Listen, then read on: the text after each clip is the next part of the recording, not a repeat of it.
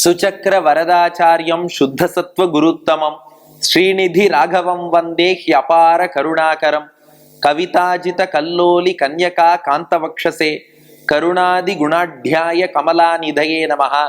ஸ்ரீ சங்கரா TV நேயர்களுக்கு வணக்கம். புன்னகை ராமாயணம் அயோத்தியா ஸ்பந்தத்தை திருவெள்ளியங்குடி என்ற திவ்ய தேசத்தில் இருந்தபடி நாமும் அனுபவித்து வருகிறோம். இன்றைய தினம் அயோத்தியா ஸ்பந்தம் 13வது ஸ்லோகத்தை காண உள்ளோம். இப்ப காட்சி என்னன்னா, ராமன், சீத்தை, லக்ஷ்மணன் மூவரும் வனவாசம் புறப்பட்டு சென்றார்கள். தமசா நதிக்கரையிலே தங்கியிருந்த காட்சியை கடந்த ஸ்லோகத்திலே பார்த்தோம். இனி அங்கிருந்து புறப்பட்டு கங்கை கரையில் உள்ள ஸ்ருங்கிபேரபுரம் என்னும் இடத்தை வந்து அடைகிறார்கள். ஸ்ருங்கிபேரபுரத்தில் தான் பக்தி கடலாகிய குகன் அவன் ராமனை அடிபணிந்து ராமனை வரவேற்று தன்னுடைய அன்பையும் பக்தியையும் ராமனிடத்தில் செலுத்துகிறான். ராமனும் தன்னுடைய நட்பை குகனிடத்தில் வெளிப்படுத்துகிறான். அந்த நேரத்தில் ராமன் பூத்த புன்னகை, அந்த புன்னகையை 2 ஸ்லோகங்களிலே வர்ணித்திருக்கிறார் வில்லூர் சுவாமி. 13வது ஸ்லோகம், 14வது ஸ்லோகம் ரெண்டிலுமே. அதிலே இன்றைய தினம் அயோத்தியா ஸ்பந்தம் 13வது ஸ்லோகம். உங்கள் இல்லத்திலும் உள்ளத்திலும் எழுந்தருளி இருக்கும் சீதாராமர்கள் முன்பு எல்லாரும் தயாராகி விட்டீர்களா? ஸ்லோகத்தை இப்போ முதல்ல சேவிச்சுடுவோம். கங்கா தீர சமாகதேன சுஹ்ருதா சாஸ்ரேண சாகேதவத் தேசோயம் தவ சர்வ மானவ மணே ராஜாத்ர தத்துவம் பவ இத்தம் நாம குஹேன பக்தி நிதினா புரோக்தஸ்ய யத்தே முகே தன் மந்தஸ்மிதம் ஏவ சாம்பிரதமிதம் வித்யோததே நஃபுரஹா. இப்போ காட்சி கங்கா தீர சமாகத்தேன. ராமா, நீ கங்கை கரைக்கு எழுந்தருளிய போது அங்கே கங்கை கரையில் உன்னுடைய நண்பனான குஹன் புறப்பட்டு வந்தான். அவன் யாருன்னா சுஹ்ருதா, உனக்கு மிகச்சிறந்த நண்பன். ஏன்னா ராமனை பொறுத்தவரை யார் என்னன்னு ஏற்றத்தாழ்வெல்லாம் பார்க்க மாட்டான். குஹன் வேடுவனாக இருக்கலாம், ராமன் சக்கரவர்த்தி திருமகனாக இருக்கலாம். ஆனா ராமனை பொறுத்தவரை எல்லோரும் சமம்.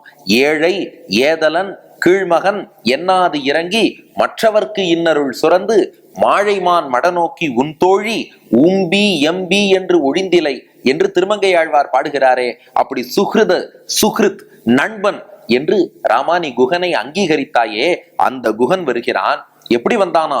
சாஸ்ரேன, கண்ணிறைய கண்ணீரோடு வந்தானா. ஏன்னா இது வால்மீகி ராமாயணம் கோவிந்தராஜர் வியாக்கியானத்திலே கோவிந்தராஜர் தெரிவிக்கிறார், முன்பே ராமன் அயோத்தியில் வாழ்ந்த காலத்திலேயே அவ்வப்போது வேட்டை உள்ளிட்ட காரியங்களுக்காக இந்த கங்கை கரைக்கு வந்திருக்கிறான். முன்பே ராமனுக்கும் குகனுக்கும் நட்பு உண்டு என்று வால்மீகி ராமாயண வியாக்கியானத்தில் கோவிந்தராஜர் தெரிவித்திருக்கிறார். அதை பத்தி விசாரம் வேணுங்கிறவா அதுல ரெஃபர் பண்ணி பார்த்துக்கலாம். ஆக அப்படி ஏற்கனவே தனக்கு நண்பனாக ஒரு இளவரசனாக பார்த்த ராமன் இன்றைக்கு அதே ராமன் மரவுரி அணிந்து கொண்டு வனவாச திருக்கோலத்தில் வந்திருக்கிறான் அல்லவா. அதனால அதை பார்த்து கண்ணீர் வடித்து கொண்டு குகன் வரானாம். அப்ப கங்கா தீர சமாகதேன சுஹ்ருதா சாஸ்ரேன, கண்களிலே கண்ணீர் விட்டு கொண்டு அந்த நண்பன் வந்தான்.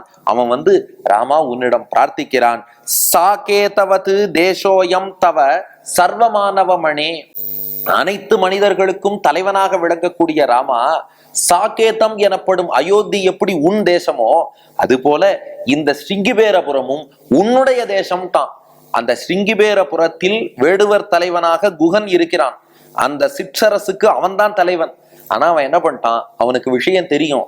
நாம ஏதோ ஒரு பகுதிக்கு ராஜான்னு நம்மை நினைத்து கொண்டாலும் மொத்த பிரபஞ்சத்துக்கும் ராஜானா அது இறைவன் தான். அதனால குகன் என்ன சொல்லிட்டான்? ராமா, இதுக்கும் சேர்த்து மொத்த பிரபஞ்சத்துக்கும் நீதான் ராஜா. அதனால அடியேனுடைய ஊர் என் ஊருக்கு நீவான்னு சொல்லல.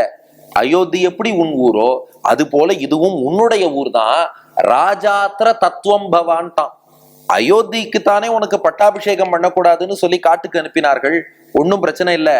ராஜா அத்திர தத்துவம் பவா, இந்த ஸ்ருங்கிபேரபுரத்துக்கு நீ ராஜாவாயிடு, நான் பட்டாபிஷேகம் பண்ணி வைக்கிறேன். ராமா, நீ இங்கே ராஜாவாக விளங்கலாம், தயவு செய்து என்னை விட்டு பிரிந்து செல்லாதே என்று ராமா உன் திருவடிகளிலே குகன் விழுந்து பிரார்த்தித்தான்.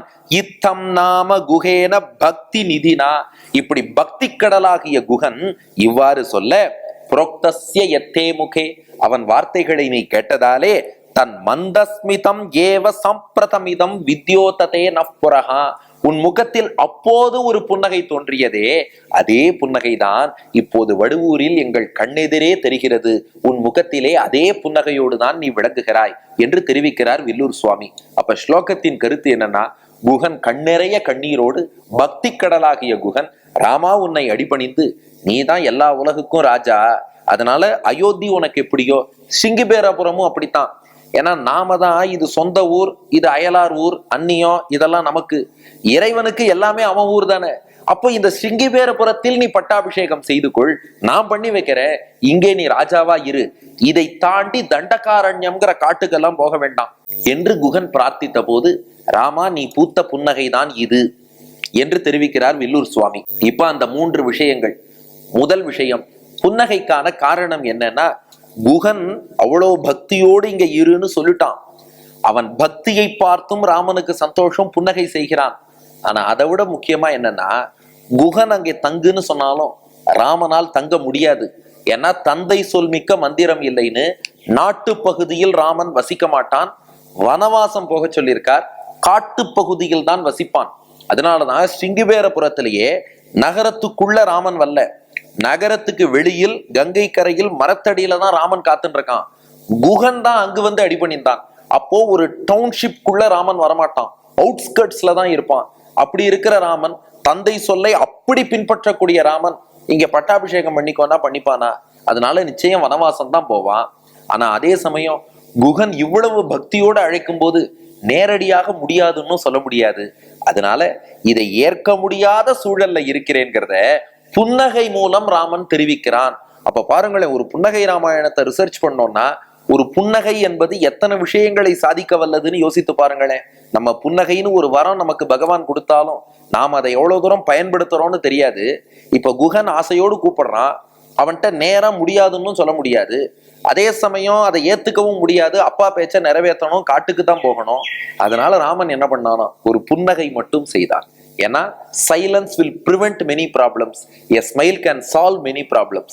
அதனால ஒரு புன்னகை செய்து, நான் ஏற்றுக்கொள்ள முடியாத சூழல்ல இருக்கிறேன், என்னை மன்னித்து விடுங்கிறத புன்னகையால் தெரிவித்தான் ராமபிரான்.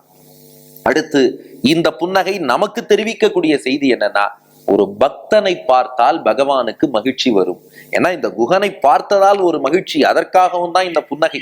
ஏன்னா பக்தி நிதினாங்கிறார், பக்தனை பார்த்தால் பகவான் மகிழ்கிறான். ஏன்னா இறைவன் காத்திருக்கான். ஒரு பக்தன் என்னை தேடி வரமாட்டானா? இது அடியன் ஸ்ரீபாஷ்யாதி ஆச்சாரியன் டாக்டர் ஸ்ரீ உவே கருணாகராச்சார் சுவாமி சாதிப்பார்.